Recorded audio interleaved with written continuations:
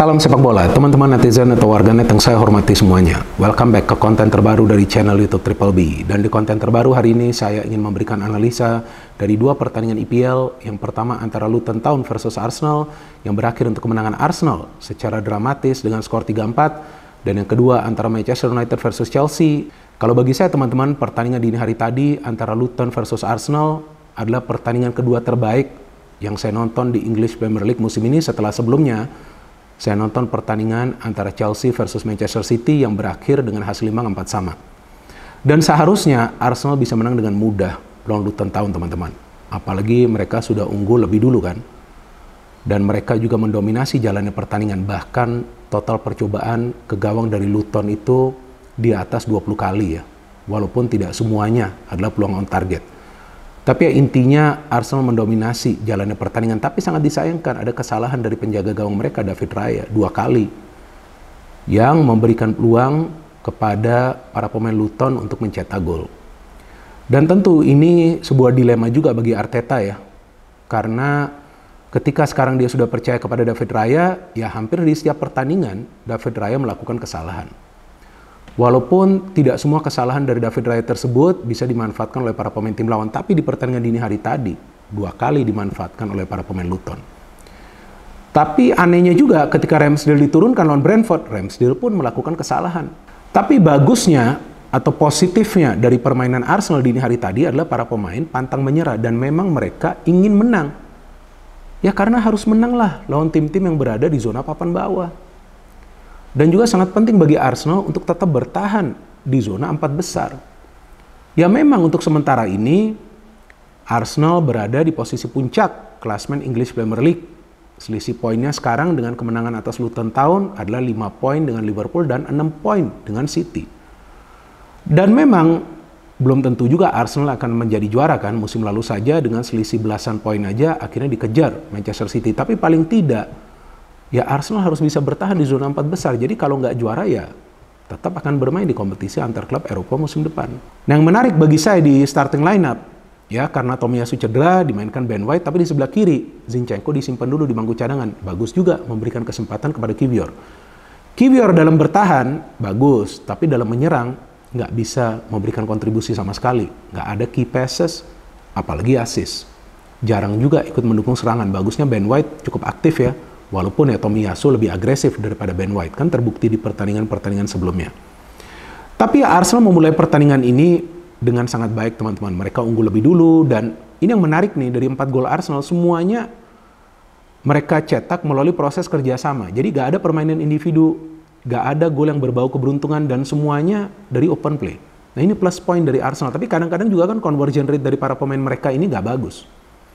Dan seharusnya Arsenal sudah bisa unggul dengan 3-4-0 dulu, tapi ya itu finishingnya kan. Namun bagus juga mencetak gol lebih dulu ketika tuh Saka memberikan umpan kepada Martinelli. Ini bagus sekali. Tapi kan Luton ini bukan tim yang mudah menyerah ketika bermain di kandang sendiri. Tim-tim seperti Luton ini biasa begitu main di kandang sendiri, wah fighting spiritnya luar biasa. Walaupun mereka main seperti klub Inggris zaman dulu ya, long ball passing, direct pass, waduh istilahnya tuh ngototnya luar biasa. Dan mereka bisa mencetak gol, menyamakan kedudukan ya. 1 sama itu dari corner. Ini kan menarik nih, 2 gol dari Luton Town ini dari set piece loh. Jadi 2 itu dari corner kan, 1 itu kan dari Ross Barkley ya. Nah ini yang membuat Luton Town menjadi tim yang efektif untuk mencetak gol dari set piece. Sudah 1 sama tentu Arsenal keluar menyerang. Nah mereka harus mencetak gol secara cepat, at least sebelum half time. Arsenal harus unggul dan memang banyak peluang dari Jesus, dari Martinelli, kemudian dari Odegaard, bahkan dari Saka juga, tapi ya mereka sulit banget nih untuk mencetak gol. Sebelum akhirnya kita lihatlah Jesus bisa mencetak gol. Nah, memang Jesus ini harus lebih produktif lagi ya. Belum banyak nih dia mencetak gol, umpannya bagus sekali loh. Dari Ben White, ini kan umpan manja namanya. Ketika sudah 1-2, feeling saya udahlah, ini Arsenal yang akan menang. Tapi kan David Raya ini kayaknya nyabun juga tuh ya. Masa bola masuk di kotak penalti itu dari corner, kok dia gak maju ke depan untuk nangkep bola, dia nunggu. Ternyata bola itu menuju ke pemain Luton yang memang lebih tinggi ya lompatannya dan dia bisa mencetak gol, bikin 2 sama. Nah di sini saya melihat para pemain Arsenal sebetulnya mulai goyang, kaget juga. Nggak ada pemain Arsenal yang berada di dalam kotak penalti, terutama pemain bertahan yang bisa duel. 2 kali jadi Arsenal kemasukan gol tuh dari set piece. Nih, sekarang Raya ini sepertinya ketularan ya. Onana ya, yang juga sering melakukan blunder seperti ini. Itu nyelip bolanya, kok bisa seperti itu. Nah, itu yang memberikan tentu kepercayaan diri dan juga harapan bagi para pemain Luton. Unggul loh Luton 3-2, gila gak tuh? Wah, saya pikir nih kalau Arsenal kalah udah rame nih. Tapi kan ya nggak bisa seperti itu lawan Arsenal kan. Dan bagusnya juga ada pergantian pemain dilakukan oleh Arteta kan, memainkan Zinchenko biar lebih aktif lagi serangan dari sebelah kiri. Dan juga Trossard masuk menggantikan Martinelli karena Martinelli terus gak kelihatan setelah mencetak gol di babak pertama. Dan akhirnya Arsenal bisa mencetak gol di luar dugaan saya, Kai Havertz ya. Bagus juga, ini kerja sama lagi nih. Jesus memberikan bola, Havertz finishing. Nah 3 sama, ya udahlah saya pikir kalau gak bisa menang udah seri aja. Tapi saya pengen banget Arsenal menang. Menang lah lawan Luton, masa gak bisa menang. Dan akhirnya di masa injury time, waduh saya gak nyangka loh. Itu bisa gol, tapi golnya cakep lagi. Sebelumnya kan Zinchenko banyak memberikan crossing ya. Kali ini dia memberikan umpan pendek kepada siapa? Kepada Odegaard. Odegaard angkat itu bola, ternyata di sana ada Declan Rice, bisa mencetak gol dengan kepalanya, kan gila. Kalau menurut saya Declan Rice ini adalah pemain terbaik yang sekarang membela Arsenal di eranya Arteta.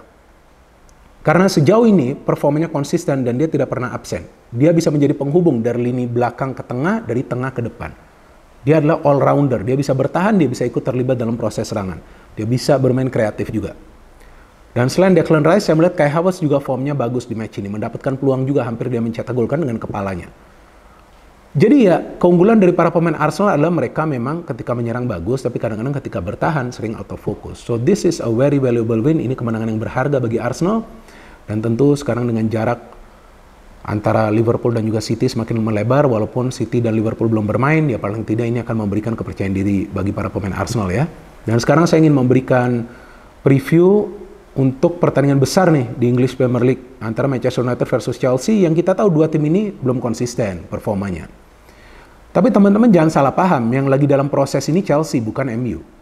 MU pelatihnya kan sudah dari musim lalu dan tidak banyak pemain baru di MU. Hanya ada penambahan beberapa pemain baru sesuai dengan kebutuhan. Tapi di Chelsea kan ada belasan pemain baru. Jadi tentu tidak mudah bagi Pochettino. Maka itu Chelsea kadang-kadang bisa mencetak 4 gol tapi kemasukan juga 4 gol. Kadang-kadang mencetak 4 gol menang. Kadang-kadang mencetak 1 gol kalah. Kadang-kadang nggak mencetak gol kalah. Tapi intinya para pemain Chelsea itu selalu bermain menyerang. Nggak ada tuh yang namanya permainan pragmatis. Terkait dengan strategi Pochettino mainnya nyerang terus, dan memang Chelsea punya banyak pemain muda, jadi memungkinkanlah bagi mereka untuk menyerang. Ini kan beda dengan Manchester United bersama Erik ten Hag, lebih sering mengandalkan permainan pragmatis, mainnya counter attack. Ini bukan pola permainan MU sebenarnya. Walaupun Erik ten Hag mengatakan bahwa dia tidak bisa mengaplikasikan strategi permainan yang dia pakai di Ajax di MU juga, karena kan materi pemainnya berbeda. Tapi dia harus mengubah MU menjadi tim yang ofensif. Memang alasannya adalah banyak pemain dari MU cedera, ya sama juga kan dari Chelsea juga begitu. Tapi kan Pochettino jarang memberikan alasan seperti itu. Pokoknya fight aja terus. Dan memang sekarang saya melihat lini tengah dari Chelsea sudah lebih stabil dengan adanya Enzo, Caicedo dan juga Conor Gallagher. Tapi sayangnya Conor kan akan absen ya di pertandingan dini hari nanti ya, karena mendapatkan kartu merah di pertandingan sebelumnya lawan Brighton. Nah MU, sangat disayangkan nih Casemiro ini absen ya, kalau nggak dia pemain yang penting ya. Dan musim lalu MU kan membantai Chelsea ya 4-1 jelang musim berakhir. Tapi kali ini kondisinya kan berbeda. Banyak pemain baru di Chelsea. Tapi Chelsea ini saya ngelihat weak point mereka ini berada di pertahanan loh. Dan MU memang kita tahu sekarang ini ya di luar lapangan ya banyak berita yang beredar yang telah juga dibantah oleh manajemen bahwa itu bukan berita benar. Tapi ya mungkin juga benar kan. Media mana sih yang akan menulis berita-berita yang nggak benar, apalagi di Inggris kan? Ya intinya